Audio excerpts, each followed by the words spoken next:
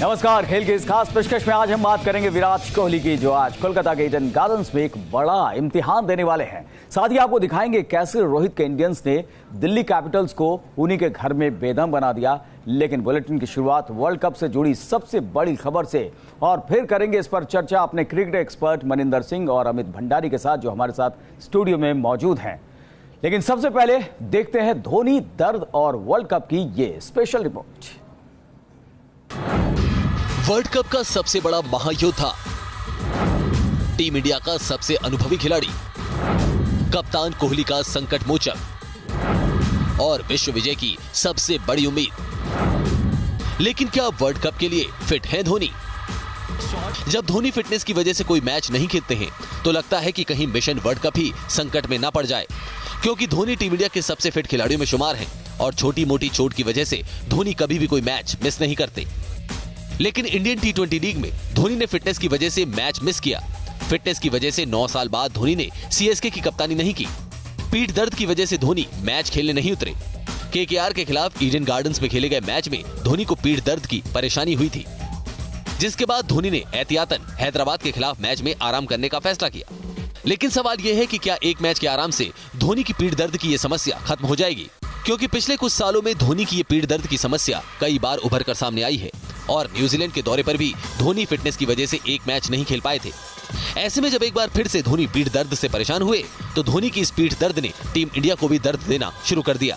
I think that's what the team management along with Patrick is looking into it. The workload management program is going on. He's constantly in touch with the physios of IPL franchises. और हैदराबाद के match के बाद रैना ने ये उम्मीद जताई थी कि धोनी अगले मैच में खेल सकते हैं। धोनी की फिटनेस को लेकर रैना ने कहा, धोनी अब पहले से बेहतर महसूस कर रहे हैं। उनकी पीठ में जकड़न थी, वो रॉयल चैलेंजर्स बैंगलोर के खिलाफ होने वाले अगले मैच में खेल सकते हैं। लेकिन सवाल यह है कि क्या एक मैच में आराम करने से धोनी की पीठ दर्द की समस्या पूरी तरह से खत्म हो जाएगी?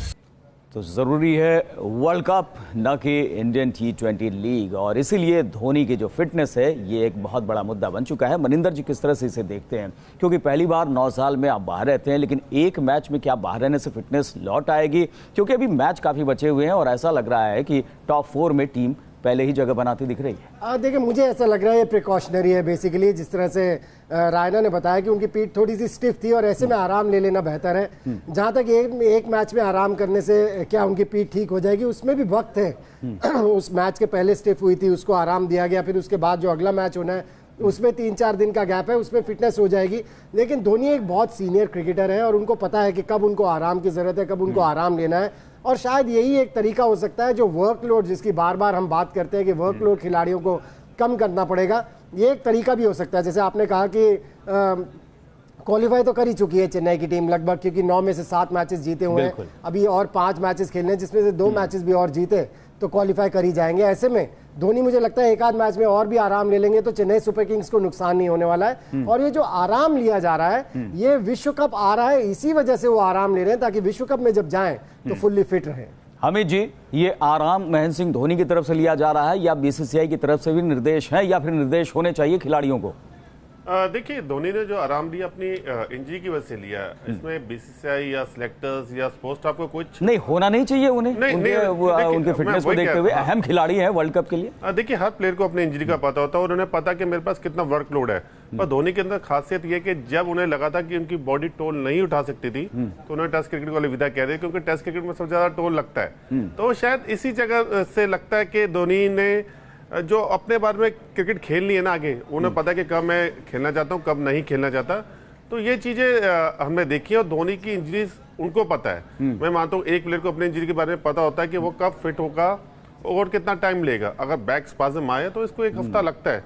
शायद आज के मैच भी वो मिस कर सकते हैं, क्योंकि इतनी जल्दी पीठ 1-2 दिन में ठीक नहीं होता। अगर स्पाज्म आता तो 3-4 दिन लगते हैं। अगर उनकी बॉडी लगता है खेलने लायक है तो खेलेंगे, नहीं लगता तो वो नहीं खेलेंगे। बिल्कुल, यहाँ पर ये बात तो है दुरुस्त मनिंदर जी, लेकिन जिस तरह से कह रहे हैं अमित जी की धोनी को ये पता है, खिलाड़ी को बात पता होती है कि वो किस हद तक इंजर्ड है। लेकिन कई बार हमने देखा है कि अपनी इंजरी को छुपाते हैं खिलाड़ी सिर्फ टीम के साथ बन जाने के लिए, और फिर बाहर के दौरों पर जाते हैं तो आप मैच से बाहर हो जाते हैं क्योंकि फिटनेस के बारे में पता चल जाता है। इन स्थिति से बचने के लिए क्या करना चाहिए? देखिए, धोनी के बारे में ये बात नहीं कह सकते क्योंकि इतने सीजन क्रिकेटर हैं, इतने सालों से नेतृत्व कर रहे हैं इंडियन टीम का। उनको एग्जैक्टली पता है उनकी बॉडी के बारे में। जैसे नहीं, धोनी के बारे में पता है, लेकिन हम तमाम दूसरे खिलाड़ियों की अगर बात करें, क्या वहां पर कुछ एक पॉलिसी नहीं बननी चाहिए? देखिए, जहां तक फिटनेस का सवाल है, जो जिस तरह से आप दूसरे खिलाड़ियों की बात कर रहे हैं, बेसिकली होता क्या है कि आपको कोई निगल होता है, हर खिलाड़ी किसी ना किसी निगल के साथ खेल रहा होता है। ये आप अगर सोच रहे हैं कि कोई खिलाड़ी या हर खिलाड़ी 100% फिट होगा जब मैदान पर उतरे, ऐसा होता नहीं है। क्योंकि जब आप खेल रहे हैं तो आपको कोई ना कोई चोट लगती रहती है, कोई ना कोई मसल आपका खिंचता रहता है, कहीं ना कहीं आपको स्टिफनेस रहती है। जब टूर्स पे जाते हैं, जिसकी आप बात कर रहे हैं, बेसिकली ऐसा होता है कि जब आप टूर पे जाते हैं, आपको पता है कि हमको थोड़ा टाइम मिलने वाला है, आपके साथ फिजियो रहने वाले हैं, वो आपको तंदुरुस्त कर सकते हैं, दुरुस्त कर सकते हैं, आपकी फिटनेस को सही कर सकते हैं, और इसीलिए टूर पर जाते हैं खिलाड़ी। अदरवाइज मुझे लगता है बीसीसीआई इस तरफ काफी तवज्जो देती है, काफी ध्यान देती है कि कहीं ऐसा ना हो जाए कि कोई खिलाड़ी इंजर्ड टूर पे चला जाए, क्योंकि सिलेक्टर्स को भी एक गो अहेड दिया जाता है कि हाँ, ये खिलाड़ी 100% फिट है, और हर दौरे के पहले हर खिलाड़ी की फिटनेस के ऊपर एक रिपोर्ट जाती है सिलेक्टर्स को, तभी टीम सिलेक्ट की जाती है। बिल्कुल, यहाँ पर ये माना जा सकता है। लेकिन अमित जी, अगर महेंद्र सिंह धोनी की बात की जाए तो न्यूजीलैंड दौरे पर भी एक मैच मिस किया था उन्होंने पीठ के दर्द की वजह से। केकेआर के खिलाफ उन्हें यह समस्या सामने आई, एक मैच में उन्हें आराम करना पड़ा। आपको लगता है कि स्थिति थोड़ी गंभीर हो रही है यहाँ पर?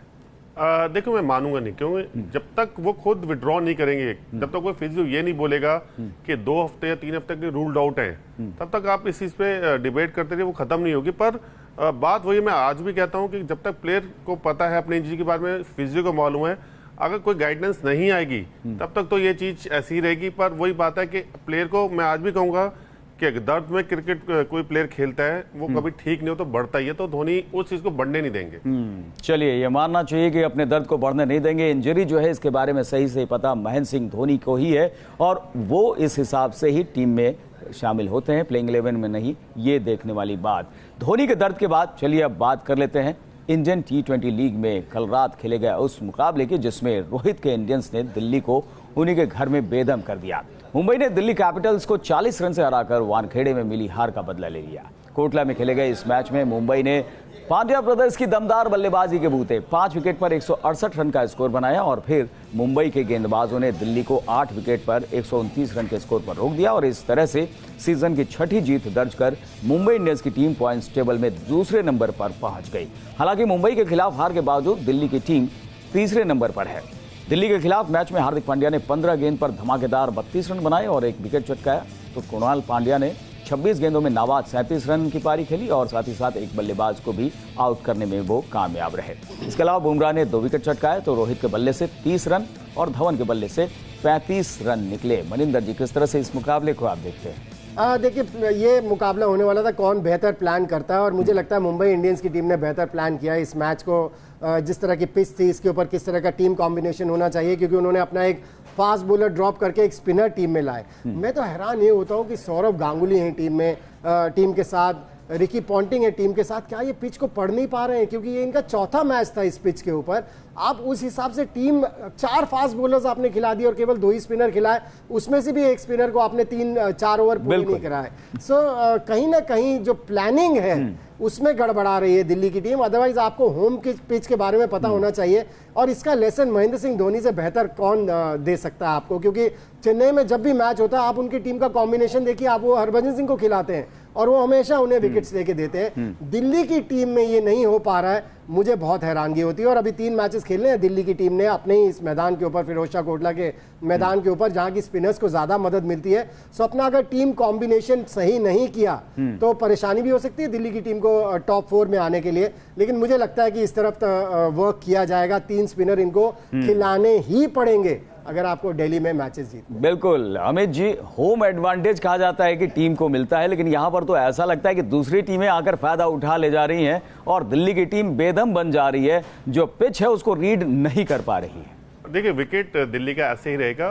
सबसे चीज दिल्ली कैपिटल्स के क्या होम एडवांटेज तो ले ही नहीं रहे, पर अवे मैचेस में सारे मैच जीत रहे हैं, तो ये भी एक कंसर्न है कि अगर आप दिल्ली से बाहर खेल रहे हैं, क्योंकि आपको विकेट ऐसा चाहिए टीम के लिए जहां बॉल बैट पे अच्छा लगे, जहां टर्न होगा। वैसा हमारे प्लेयर दिल्ली कैपिटल्स के पास प्लेयर नहीं है जो स्पिन को अच्छा खेल सके, क्योंकि जैसा विकेट दिख रहा था, जैसे भैया कह रहे हैं कि रीड करना, अगर आप अपने स्टेटमेंट पॉइंटिंग दी थी कि ये वो विकेट नहीं है जिसमें हम खेलना चाहते हैं, ये अजीब सा विकेट है कोटला का, तो सेम अगर आपको पता अजीब सा विकेट है तो प्लानिंग भी आपकी उसी हिसाब से होनी। और टोटल धमाल में अब बात विराट कोहली की, जिनका आज इंडियन T20 लीग में एक और विराट इम्तिहान होने वाला है। और कोहली का ये इम्तिहान होगा कोलकाता के ईडन गार्डन्स मैदान में, जहां रात 8 बजे से रॉयल चैलेंजर्स बैंगलोर और कोलकाता नाइट राइडर्स की भिड़ंत होगी। कोलकाता में विराट और कार्तिक की जंग, चैलेंजर्स कर सकते हैं नाइट राइडर्स को दंग, बल्ले से वार करने को कोहली तैयार, वर्ल्ड कप से पहले बल्ले को देंगे धार। वैसे भी सीजन 12 में कोहली का बल्ला अच्छे खासे रन बरसा रहा है। सीजन 12 में विराट कोहली ने 124.66 की स्ट्राइक रेट के साथ 278 रन बनाए हैं, जिसमें उनका बेस्ट स्कोर 84 रन का रहा है। नाइट राइडर्स के खिलाफ पिछले मुकाबले में कोहली ने 49 गेंदों पर 84 रन की पारी खेली थी, जिसमें 9 चौके और 2 छक्के शामिल रहे। इस दौरान कोहली का स्ट्राइक रेट 171.42 का रहा। लेकिन विराट के लिए राहत की बात यह है कि इस मैच में रसेल का खेलना मुश्किल नजर आ रहा है, क्योंकि प्रैक्टिस के दौरान रसेल को चोट लग गई और बहुत मुमकिन है कि वो आरसीबी के खिलाफ मुकाबले में मैदान पर नजर न आए। चलिए, तो कोहली को यहाँ फायदा मिल सकता है, रसेल बाहर रह सकते हैं। मनिंदर जी, किस तरह से इस इम्तिहान को देखते हैं विराट के? देखिए, जहाँ तक विराट कोहली की टीम का सवाल है, उनका क्वालिफाई करने का तो सवाल ही नहीं उठता है। ऐसे में हम केवल यही उम्मीद करेंगे कि विराट कोहली के बैट से रन्स निकले, वो लय में रहें, क्योंकि हम वर्ल्ड कप की बात बार बार करते हैं कि इसके बाद वर्ल्ड कप खेला जाना है, और ऐसे में विराट कोहली का लय में रहना बहुत ज़रूरी होगा। जहाँ तक कोलकाता की टीम है, मुझे का सवाल है, मुझे लगता है कि उनकी टीम का बैलेंस बेहतर है। रसल नहीं है टीम में, उसके बावजूद उनकी टीम का बैलेंस बेहतर है और उनके लिए मैच जीतना बहुत जरूरी है। हालांकि पिछले 2-3 मैचेस में उन्होंने अच्छी क्रिकेट नहीं खेली है, सो उनको भी पता है कोलकाता की टीम को कि होम ग्राउंड पर खेल रहे हैं, कितना इंपॉर्टेंट है ये मैच उनके लिए। उनके लिए भी इंपॉर्टेंट है। लेकिन अभी जी, आपको लगता है कि विराट का बल्ला तो चलने लगा है, लेकिन जिस तरह से टीम को चलना चाहिए वैसा नहीं हो रहा है? देखिए, ये जो मैचेस होते हैं ना, ये मोमेंटम पे बनते हैं। अगर एक बार आपकी जीत की लिस्ट है तो आप जीतते रहते हैं, अगर हारते तो हारते रहते। वो चीज बेंगलुरु के साथ है कि लगातार 6 मैच हारे, फेक जीते, फिर हारे। कहीं ना कहीं मैं मानता हूँ कि कॉम्बिनेशन बन नहीं पाया पूरे टूर्नामेंट के अंदर जैसा विराट कोहली चाहते थे। उनको लगा कि ये मेरे बेस्ट 11 हैं, उन्होंने बैक भी किया उन प्लेयरों को, उन्हीं को खिलाया हारने के बाद भी। पर वो जो कहते हैं ना कि परफॉर्मेंस वैसी नहीं आई जैसी एक कप्तान बिल्कुल, ना तो परफॉर्मेंस वहां पर दिखाई पड़ी और ना ही कॉम्बिनेशन दिखाई पड़ा यहाँ पर, इसलिए विराट को झटके लगते रहे। आप दोनों चर्चा में शामिल हुए, बहुत बहुत शुक्रिया। तो यहाँ पर इस इम्तिहान में पास होना होगा कोहली को, न सिर्फ उनकी अपनी इस टीम के लिए बल्कि टीम इंडिया के वर्ल्ड कप के मिशन के लिए भी। लगातार खबरों के सफर को आप जारी रखने के लिए न्यूज़ नेशन के साथ बने रहिए।